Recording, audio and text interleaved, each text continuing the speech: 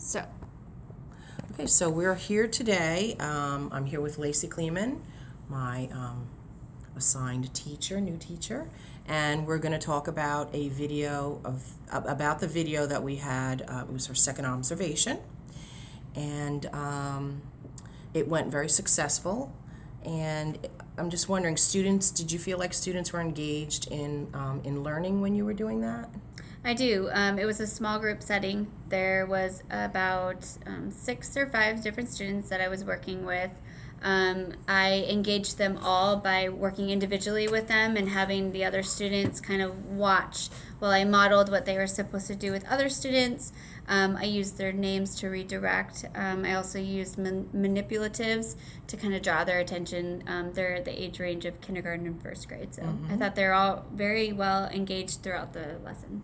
Yeah, I like that you used words that were to their understanding, and you spoke very slowly, and you used a lot of hand modeling, and you had lots of great manipulatives for them to enjoy using. You used consistent prompting for the students that needed it, and held back for the ones that knew what they were doing. Great. Do you feel like your students interacted appropriately with each other? I do. Again, it's all just a modeling process that I continuously do with my students. As you can see in the video, one of the students kind of reached out and tried to grab the manipulatives, and it wasn't his turn. So I just simply redirected them with a positive reinforcement and just encouraging him to wait. It's great to see his eagerness to learn, but I just had to teach and consistently teach them how to be respectful of others and to take turns and to give that time for students to learn individually. I like how they didn't really interrupt each other. They were, focused on the lesson, and they were very engaged in it. They enjoyed it, I felt. Great. You adjusted the lesson to fit each individual's needs. And for students that had any kind of slow processing delays, you used hand signals and pointing to specific items that were discussed. You used use of numerous verbal prompts. You made sure that the students were ready to learn with a verbal cue. And I loved your soft voice. It's very Thank you. kind and happy. And did you feel like your students were interested in learning the activity and they enjoyed it?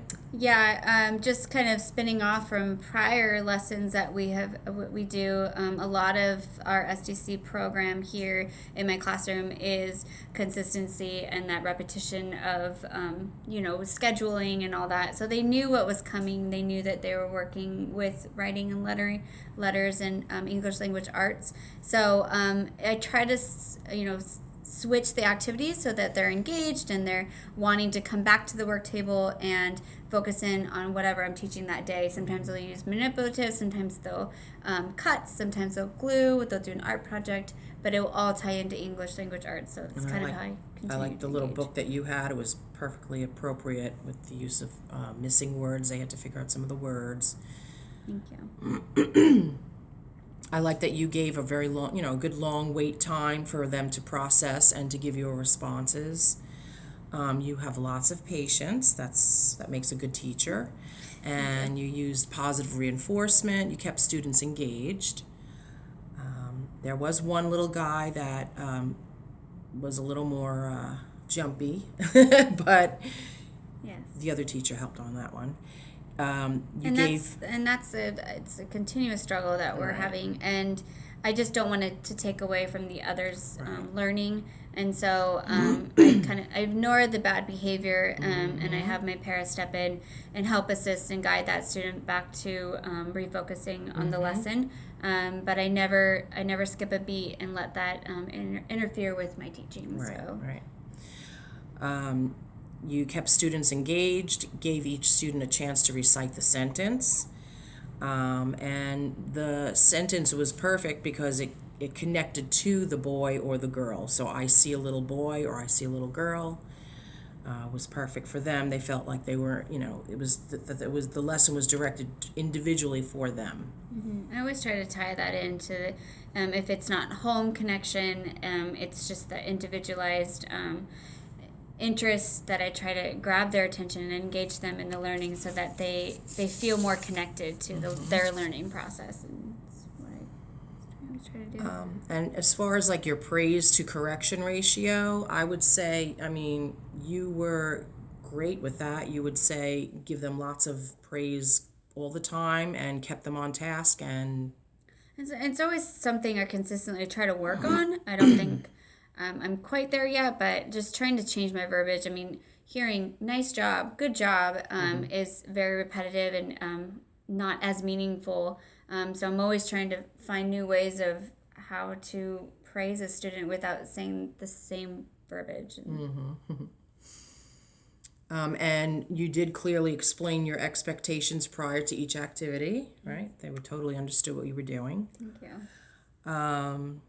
You gave lots of students opportunities to respond to questions that you had asked, and you just let them know that they did a fantastic job. And if you. when you were ready to move on to something new, it was who's ready to work, show me you're ready to work, have your hands in a specific place. You gave very good directions.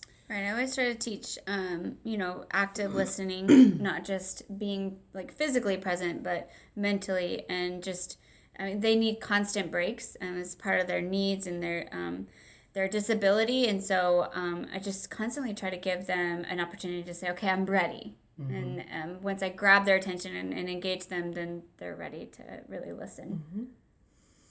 And clearly understanding what your students know and don't know. I think you have a good handle on that. You can see in the video the little boy that we were watching, the first boy that I was working with. He has a very slow processing delay, and he needs a lot of visual cues and redirection. And so in the video, you can see me kind of like really pointing at the word that I want him to, but it's his need. And I tried to focus in on the word mom too, associating the word mom because he loves his mom so much with the letter that I was trying to get him to pick up. So... Well, I thought it was a very successful observation, and you encouraged your students, and they were engaged, and they enjoyed participating in the activity.